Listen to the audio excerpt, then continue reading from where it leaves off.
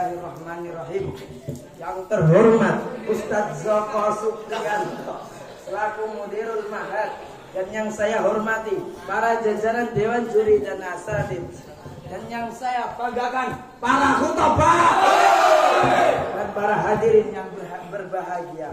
Aqulu lakum assalamualaikum warahmatullahi wabarakatuh. Innal hamdalillah nahmaduhu wa nasta'inuhu wa na'udzu billahi min shururi anfusina wa min sayyiati a'malina. May yahdihillahu fala mudilla lahu wa may yudlil fala hadiya lahu. Wa asyhadu an la ilaha illallah wahdahu la syarika lahu wa asyhadu anna Muhammadan abduhu wa rasuluh. Allahumma shalli ala Muhammad wa ala ali Muhammad kama shallaita ala ali Ibrahim wa ala ali Ibrahim innaka Hamidum Majid. Kama qala ta'ala ya ayyuhalladzina amanu ittaqullaha wa qulu qawlan sadida yuslih lakum a'malakum wa yaghfir lakum dunubakum wa may yuti'illaha wa rasulahu faqad faza fawzan 'azima. Amma ba'du, fa inna asdaqal hadisi kitabullah wa khairal hadi Muhammadin sallallahu alaihi wasallam wa syarral umuri muhdatsatuha wa kullu muhdatsatin bid'ah wa kullu bid'atin dhalalah wa kullu dhalalatin finnar. Marilah kita panjatkan puja dan puji syukur atas kehadirat Allah, di mana ialah yang telah memberikan kita banyak nikmat seperti nikmat iman, ihsan dan Islam, sehingga kita dapat berkumpul pada acara ujian khutbah bahasa Indonesia dengan keadaan sehat walafiat. Dan jika diibaratkan ranting-ranting di dunia ini sebagai penanya, dan dedaunan-dedaunan di dunia ini sebagai kertasnya, dan lautan seluas samudra ini sebagai tintanya, sungguh nikmatnya tak terhitung. Dan bagi siapa yang bersyukur, maka hidupnya akan tentram di masyarakat yang kian makmur. Dan adapun orang yang tidak bersyukur dan takabur, maka ia akan tinggal di liang kubur dalam keadaan kufur. Alhamdulillah.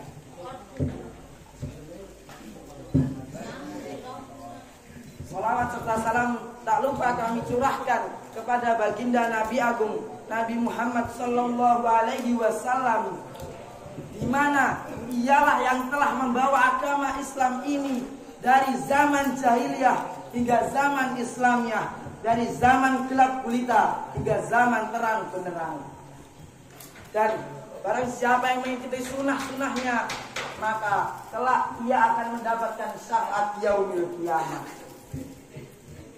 Dan berdirinya saya di sini untuk berwasiat kepada hadirin sekalian, dan khususnya kepada diri saya pribadi, untuk selalu meningkatkan kualitas takwa kita kepada Allah, karena tidak ada bekal terbaik kecuali takwa kepada Allah.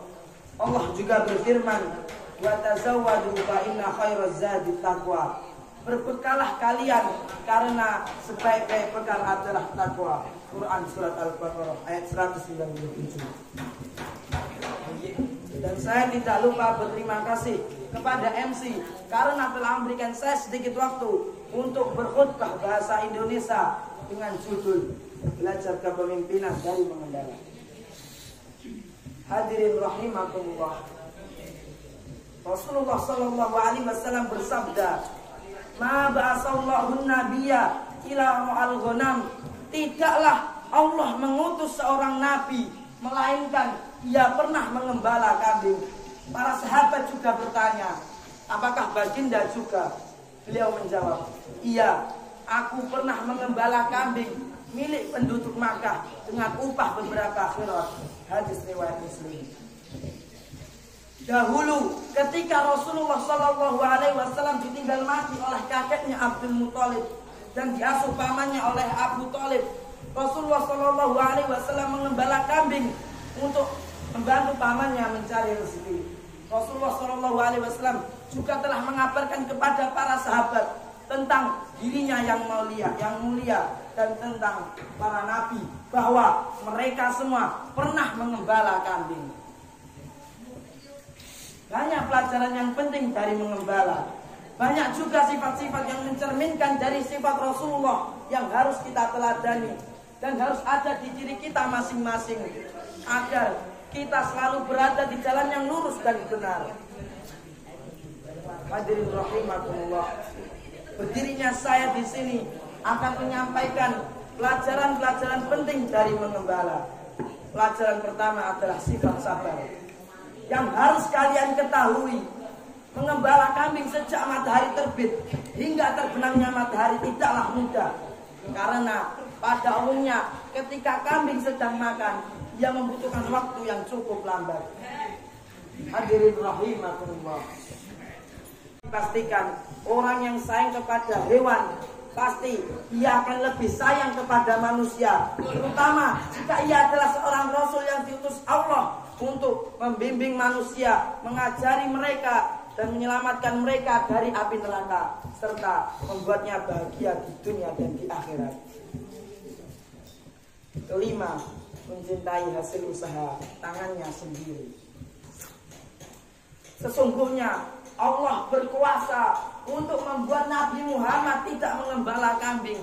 Akan tetapi ini adalah bentuk tarbiyah bagi beliau dan umatnya untuk makan dari hasil tangannya sendiri. Hadirin rahimakumullah. Rasulullah mengembala adalah salah satu macam usaha dengan tangan sendiri. Rasulullah bersabda, "Ma'akala ahadun ta'aman qattun khairun min ayyakula min amal yadihi. Wa inna nabiyillah Daud alaihi salam kana yakula min amali yadihi." Tidaklah seseorang makan makanan yang lebih baik daripada makan dari usaha tangannya. Dan sesungguhnya Nabiullah Daud alaihissalam makan dari usaha tangannya sendiri. Hadis riwayat Muslim. Hadirin rahimakumullah. Tidak diragukan lagi bahwa berpegang teguh pada keuntungan yang halal membuatnya memiliki kebebasan penuh dan kemampuan untuk mengatakan perkataan yang benar serta berbicara kebenaran dengan penuh terang-terangan. Mengembala adalah salah satu sarana untuk melatih kepemimpinan.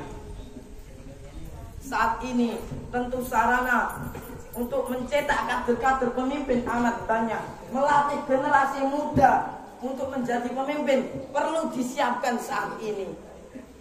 Kepemimpinan itu diperoleh melalui sebuah proses yang panjang. Lahirnya seorang pemimpin itu dipersiapkan mulai sekarang. Karena pemimpin itu ada, tidak turun dari langit, akan tetapi ada karena hasil tarbiyah. Hadirin rahimakumullah.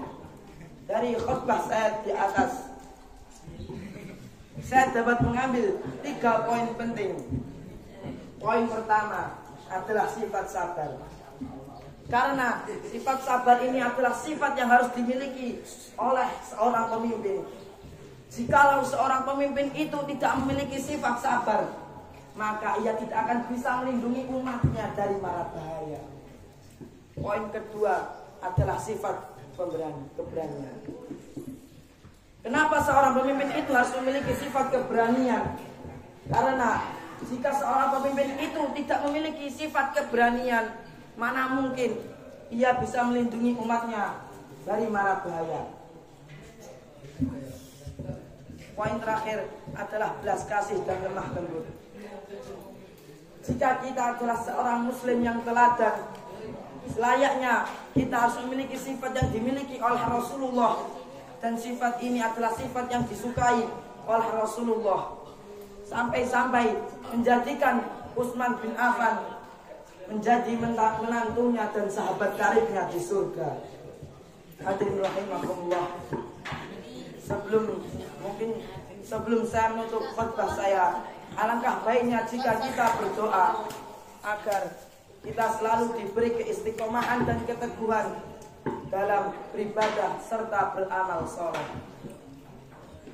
Allahumma salli ala Muhammad wa ala ali Muhammad kama sallaita ala ali Ibrahim wa ala ali Ibrahim innaka Hamidum Majid. Allahumma barik ala Muhammad wa ala ali Muhammad kama barakta ala ali Ibrahim wa ala ali Ibrahim innaka Hamidum Majid. Allahumma ighfir lil muslimina wal muslimat wal mu'minina wal mu'minat al ahya'i minhum wal amwat innaka sami'un qaribun mujibud da'wah ya qadiyal hajjah. Rabbana ighfir lana wa li ikhwanina alladhina sabaquna bil iman wa la taj'al fi qulubina ghillan lil ladzina amanu rabbana innaka ra'ufur rahim. Allahumma ansur lil muslimina wal mustad'afina fil Palestin.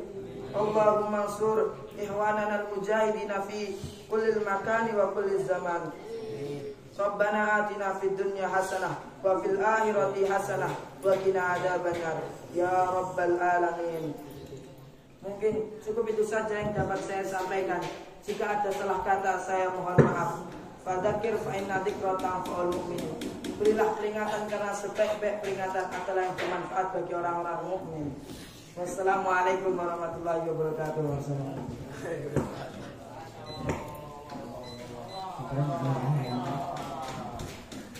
Untuk para mustami bisa lebih serius lagi untuk mendengar